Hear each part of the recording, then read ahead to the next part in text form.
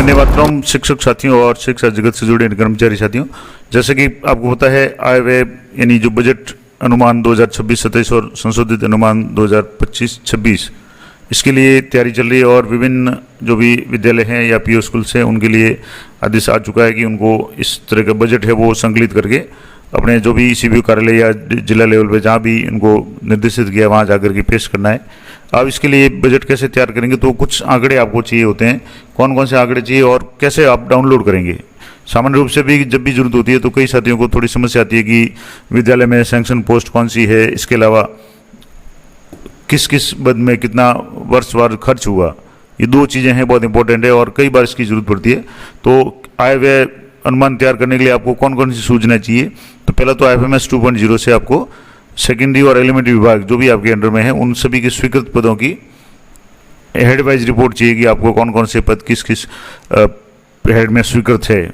दूसरा, पीओ अधीनस्थ जो एलिमेंट्री स्टाफ है उसकी साला दर्पण से स्वीकृत बजट के अनुसार कार्यरत या पद है उनकी भी सूची आप डाउनलोड कर लें, ये भी मैं बता दूंगा, कोशिश करूंगा। और इसके अलावा रिक्त पदों का विवरण किस तारीख से किस तारीख तक रिक्त पद वगैरह उसकी डिटेल्स भी आप देख लें। इस माह का साला दर्पण का जो नामांकन है वो भी आपको डाउनलोड करना है, साला दर्पण में जाकर के रिपोर्ट्स में जाकर के आप डाउनलोड कर सकते हैं। इसके अलावा जो एक और इम्पोर्टेंट काम जो आपको करना पड़ेगा वो है कि राजकोष से निम्न व्यय एक्सपेंडिचर हेड वाइज आपको ऑल हेड की सूची डाउनलोड करनी है, जिसमें एक तो करना है कि 1/4/2024 से लेकर के 31 मार्च 2025 तक, उसके बाद में 1/8/2024 से लेकर के 31 मार्च 2025 तक और एक है 1/4/25 से लेकर के 31/7/2025 तक। अब मेन तो ये है कि जैसे 1 अप्रैल 24 से लेकर के 31 मार्च 25 तक का करेंगे और उसके बाद में अभी का यानी जो अभी चल रहा है या जैसे अगर जुलाई खत्म हो गया तो 1 अप्रैल 2025 से लेकर के 31 जुलाई तक का, क्योंकि अगस्त का तो डाटा आएगा नहीं, जुलाई की सैलरी बन चुकी है तो जुलाई का जो भी डाटा है वो एक्सपेंडिचर आपको डाउनलोड करना है।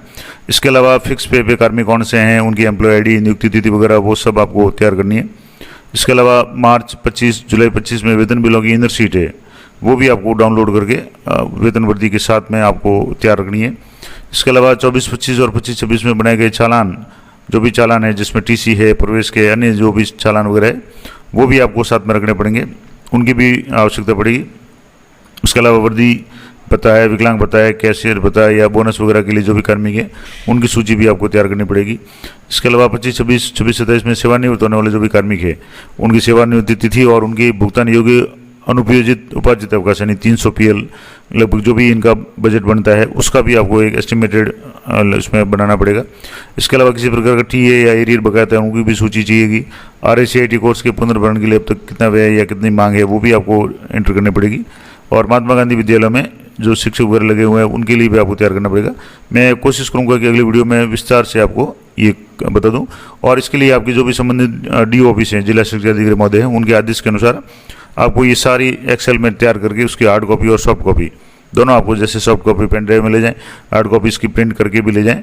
और जो भी आपके जिला के अनुसार अलग अलग फॉर्मेट्स हैं, सबसे बड़ी बात है कि आप एक जिले का फॉर्मेट है वो दूसरे ज़िले में काम थोड़ा कम ले सकते हैं। कारण क्या है कि उनमें थोड़ा सा चेंज होता है, तो उन आपके ज़िले में जो भी फॉर्मेट चल रहा हो, मैं अलग अलग फॉर्मेट भी आपको बता दूंगा कौन कौन से फॉर्मेट, तो उस फॉर्मेट के अनुसार ही आपको ये तैयार करना है ताकि उनको एक्सरसाइज करने में यानी जो एक्सरसाइज करेंगे पूरा उनको संकलित करके ब्लॉक वाइज जिले वाइज जो रिपोर्ट तैयार करेंगे उनमें आसानी रहे। तो कोशिश ये होती है कि पूरे ज़िले में एक ही सॉफ्टवेयर से काम हो ताकि उसको एक्सरसाइज करने में कहीं कोई समस्या नहीं आए। तो ये सबसे पहले तो बात करेंगे कि आप वैकेंट पोस्ट कैसे निकालेंगे किसी भी IFMS 2.0 से। अभी जो सैलरी वगैरह सारी बन रही है वो IFMS 3.0 से बन रही है, तो IFMS 2.0 से कैसे करेंगे, तो यहाँ से आपको ifms.raj.nic.in तो ये आपको क्लिक करना है और यहाँ से आपको पहली जो वेबसाइट है एकीकृत वित्तीय प्रबंधन प्रणाली IFMS 2.0 या 2 राजस्थान इस पर आपको क्लिक करना है। और यहाँ जैसे आप क्लिक करेंगे तो एक इस तरह का पेज खुलेगा जिसमें राजकोष है, बजट है, पे मैनेजर है, ई-ग्रास सभी के लिंक आ जाएंगे। अब आपको यहाँ बजट के लिए क्लिक करना है, यहाँ जैसे आपको बजट पे क्लिक करेंगे तो अब आपके यहाँ दिया हुआ है कि लॉगिन ID तो आपको गेस्ट GUEST स्मॉल लेटर में आपको एंटर करना है। पासवर्ड है आपके यहाँ से दिए हुए डिफ़ॉल्ट पासवर्ड है GUEST@321 और ये कैप्चा आपको एंटर करना है। जैसे मैं यहाँ एक कैप्चा एंटर करके आपको यहाँ से बता रहा हूँ, यहाँ से जैसे ही कैप्चा एंटर करेंगे यहाँ लॉगिन पे आपको क्लिक करना है। अगर आप पहले से लॉगिन है तो शो हो जाएगा, अन्यथा जैसे यहाँ मैं पहले से लॉगिन कर चुका हूँ तो यहाँ इस तरीके से ये तो हो गया। अब मैं आपको एक एक स्टेप बताऊंगा, तो इसको मैं या तो लॉग आउट कर देता हूं ताकि ये इजीली आपके शो हो जाएगा। अब वापस यहाँ से आपको जो मैं अभी आपको बता रहा था, यहाँ से जैसे लॉगिन करेंगे तो यहाँ दोबारा मैं आपको लाइव करके बता देता हूँ। यहाँ से जो कैप्चा है वो एंटर करके आपको लॉगिन पे क्लिक करना है। कैप्चा ये दिया, अभी यहाँ आ गया इनवैलिड सिक्योरिटी कोड। तो एक बार और कोशिश कर लें, कई बार ये थोड़ा सा साइट अगर पहले से खुली हुई है तो ये समस्या आ सकती है, तो आप एक बार और कोशिश कर लें। और ये आ गया सेशन एक्सपर्ट, तो ये थोड़ा सा इशू रहता है, मैं एक बार लॉगिन करके बताता हूँ। तो जैसे आप लॉगिन करेंगे ये आएगा वेलकम टू एफएमएस, ओके पे आपको क्लिक करना है। अब यहाँ आपको फाइनेंस में जाकर के यहाँ अलग अलग ऑप्शन है, मास्टर डाटा है, रिपोर्ट्स है। अब यहाँ सबसे नीचे ऑप्शन है सेंट्रलाइज डिस्ट्रीब्यूशन वर्कफ्लो, और यहाँ विड्रॉ, और यहाँ आपको रिपोर्ट्स आएगा। रिपोर्ट्स में आपके दो तरह की रिपोर्ट्स है, पोस्ट डिटेल्स ऑफिस वाइज और अदर डिपार्टमेंट पोस्ट डिटेल। अब आपको पोस्ट डिटेल ऑफिस वाइज आपको क्लिक करना है। यहाँ जैसे क्लिक करेंगे तो आपको एक तो पूछेगा बजट ऐड, एक पूछेगा ऑफिस आईडी, और बाकी सारे डिफ़ॉल्ट है तो इनको आप ऐसे ही डिफ़ॉल्ट रहने दें। यानी ऑर्डर बाई है तो डेजिग्नेशन नेम कर लें, शो रिपोर्ट में आप पीडीएफ के रूप में डाउनलोड कर लें, रिपोर्ट फॉर्मेट है फॉर्मेट 1 है, ऑफिस वाइज डेजिग्नेशन कर लें, और रिपोर्ट टाइप में बजट एडवाइज ऑफिस है, ये सारा डिफ़ॉल्ट है तो इसको रहने दें। अब आपको बजट ऐड पता नहीं है तो बजट ऐड भी आप छोड़ दें, आप यहाँ सिर्फ ऑफिस आईडी लिख दें। जैसे मैं यहाँ एक ऑफिस आईडी लिख करके यहाँ शो रिपोर्ट पर क्लिक कर रहा हूँ तो आपकी एक रिपोर्ट है वो डाउनलोड हो जाएगी। यहाँ से जैसे ये रिपोर्ट डाउनलोड हो गई, अब मैं इस रिपोर्ट को वापस ओपन करूंगा तो आपके इस कार्यालय में जितने भी पोस्ट सैंक्शन है वो सारी शो हो जाएगी। यहाँ से जैसे देखेंगे government of Rajasthan budget advise post in office. अब ये जो बजट एड पहला बजट एड इसमें शो हो रहा है वो है 22/02/109/01/00। अब इसमें कौन कौन से पोस्ट है, तो यहाँ अध्यापक लेवल 1 की एक पोस्ट है, L10 की, स्कूल शिक्षा L12 यानी व्याख्याता स्कूल शिक्षा की 3 पोस्ट है, और तो यहाँ से आपकी 3 पोस्ट आ जाएगी, कुल 4 पोस्ट इस साइड में। दूसरा ऐड है वो है 22/02/109/27/01। अब इसमें भी आपके यहाँ 27/01 ऐड वाला वो कॉमन ऐड, इसमें ज़्यादातर पोस्ट हैं, जैसे 7 पोस्ट है, अध्यापक लेवल 10 की है, लेवल 1 चतुर्थ श्रेणी कर्मचारी की 2 पोस्ट है, प्रधानाचार्य L16 की 1 पोस्ट है, वरिष्ठ अध्यापक L11 की 4 पोस्ट है, वरिष्ठ सहायक की भी 1 पोस्ट है, और शारीरिक शिक्षक L10 की भी 1 पोस्ट है। इस तरीके से 16 पोस्ट है। और भी अगर कोई हेड है यहाँ से, जैसे ये हेड है 22/02/113/01/02। अब इसमें जैसे वरिष्ठ अध्यापक की 1 पोस्ट है तो यहाँ इस तरीके से और भी है 2 पोस्ट, जैसे जो हेड है वो है 22/02/789/0101।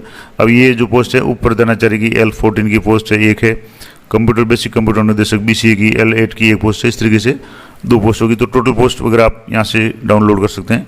अब एक और इम्पोर्टेंट बात जो मैंने आपको बताई थी कि एक तो ये हो गया कि आप सारी रिपोर्ट्स आप डाउनलोड कर ली आपने, जैसे पहले आपने अपने विद्यालय की कर ली, स्वीकृत पदों का एडवाइज कर लिया। अब PO लॉगिन से आप अपने जो भी स्टाफ है उनका भी जो अधीनस्थ विद्यालय है PO के एलिमेंट्री स्टाफ है उनकी साला दर्पण से आप कर लें।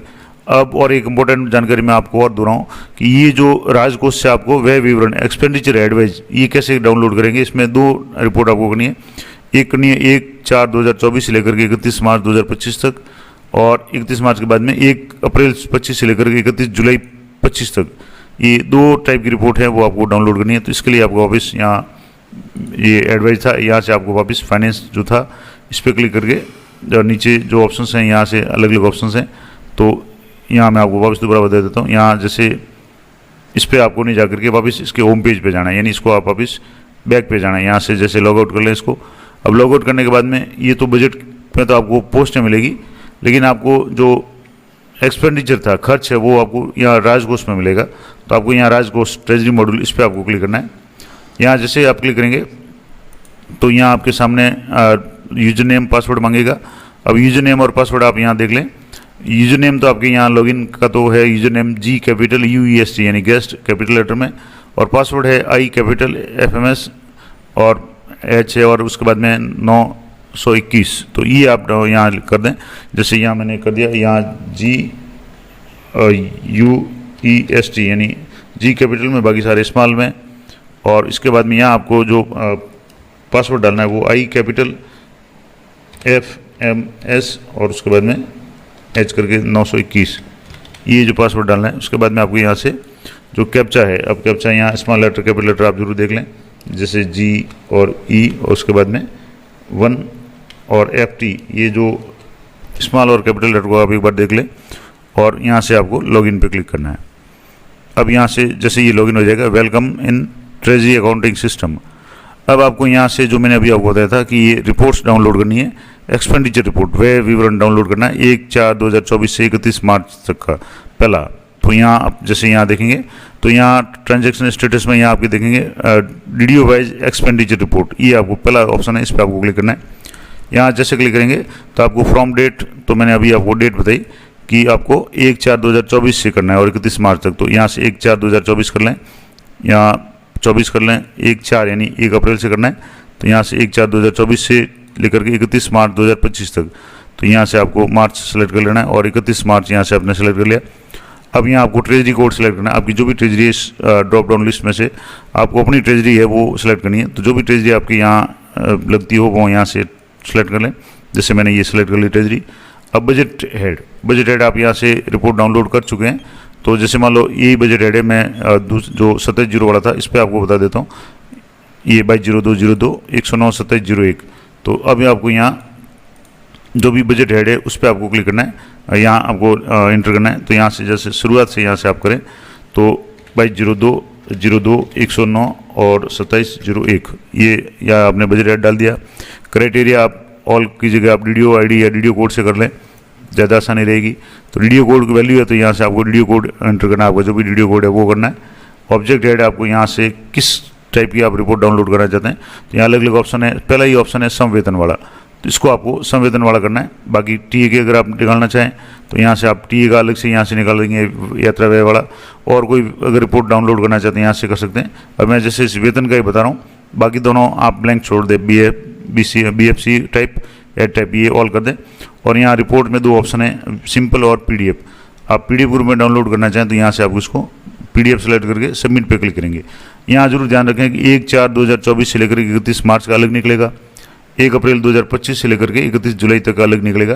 तो वो मैं आपको बताऊँ, यहाँ से जैसे आप सबमिट करेंगे तो ये रिपोर्ट आपके यहाँ कुछ सेकंड में यहाँ से डाउनलोड हो जाएगी। जैसे ये अभी रिपोर्ट थोड़ा सा ये साइट टाइम ले रही है, तो यहाँ से एक बार इसको डाउनलोड होने दें। डाउनलोड होने के बाद मैं आपको बताता हूँ, यहाँ से जैसे ये जैसे यहाँ ये डाउनलोड होगी। अब डाउनलोड होते ही आप इसको डाउनलोड करके देख लें। यहाँ से आप देखेंगे तो ये आज जैसे 21 अगस्त है तो 21 अगस्त को ये पेज मैंने यहाँ शो हो रहा है, टाइम भी शो हो रहा है, डीडीओ कोड ऑफिस आईडी वगैरह यहाँ शो हो रही है। ऑब्जेक्ट डेट 01 यानी सैलरी से संबंधित है। तो 1 अप्रैल 24 में यानी जैसे 2 तारीख को ये जो यहाँ एक तो वाउचर नंबर है, वाउचर डेट है और कैश अमाउंट, आपको ये कैश अमाउंट देखना है और ये कैश अमाउंट सारा आपको ऐड करना है। यहाँ से ये कर लिया। 6 तारीख को एक बिल बना था जो 17,903 का था।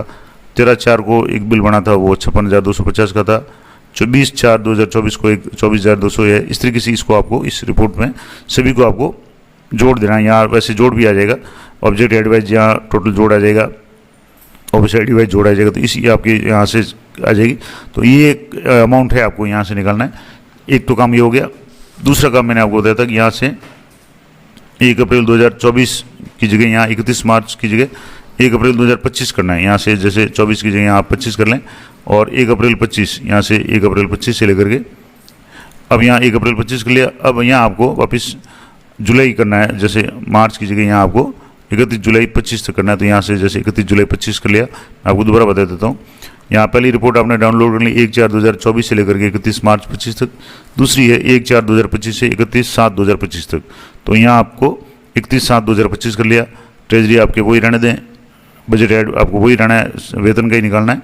अब आप सबमिट पे क्लिक करेंगे तो आपके इस सत्र की जो भी रिपोर्ट है वो डाउनलोड हो जाएगी। यहाँ से जैसे रिपोर्ट होगी अब आप यहाँ देख लें तो इस सत्र में यानी जैसे 2/4/2025 को ये जो कैश अमाउंट है 70,000 है, 26/3/25 को ये अमाउंट आ रहा है ये, और यहाँ से 9/7/2025 को ये अमाउंट आ रहा है। इस तरीके से यहाँ 16/6 का आ रहा है। तो इस तरीके से ये भी आपके यहाँ जोड़ आ जाएगा। तो ये 2 रिपोर्ट आप डाउनलोड कर ली। मैंने आपको बताया राजकोष से एक्सपेंडिचर रिपोर्ट आप किस तरीके से डाउनलोड कर लेंगे वो मैंने आपको बता दिया। और दूसरा आपको FMS 2.0 से स्वीकृत जो भी पोस्ट है वो आप कैसे डाउनलोड करेंगे वो मैंने बता दिया। कोशिश करूंगा कि अगली वीडियो में जो बजट है उसके संबंध में और भी जानकारी आपको देने का प्रयास करूंगा। जानकारी अच्छी लगे तो लाइक करें, कमेंट करेंगे तो मैं आगे और भी बताने का प्रयास करूंगा। तो मिलते हैं नेक्स्ट वीडियो में, तब तक जय हिंद, जय भारत।